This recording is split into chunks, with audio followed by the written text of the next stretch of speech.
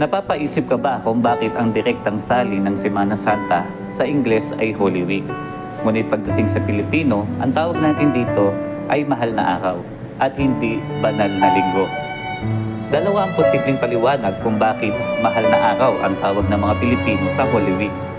Ayon sa nabasa ko sa isang homilya ng isang pari,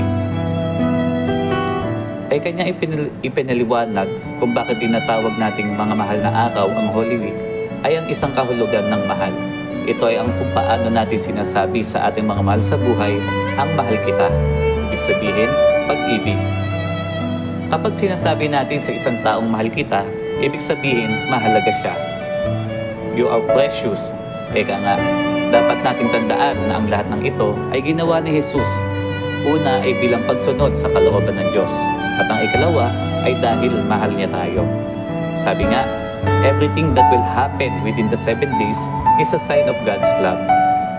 Tunay ngang mahal ang mga araw na ito dahil mahal tayo ni Jesus at nagpakasakit siya para sa ating kaligtasan. Ang pangalawa namang dahilan kung bakit mahal na araw ang tawag natin sa Holy Week ay ang isa pang kahulugan ng salitang mahal na karaniwang ikinakabit natin sa presyo ng mga bilihin. Sabihin, mataas ang halaga.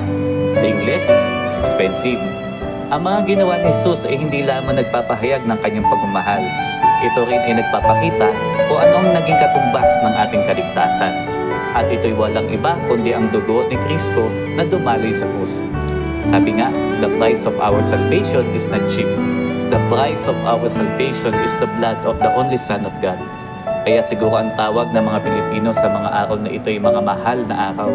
Hindi dahil sa hindi ito banal, kundi dahil sa mga mahal na araw na ito ay gugunitain ang pag-ibig ni Kristo sa atin at ang presyo ng ating kaligtasan.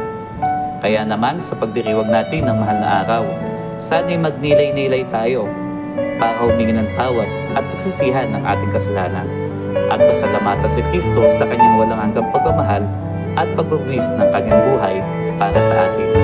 Let us say to the Lord, Lord, thank you for your love and thank you for going through this suffering because of me.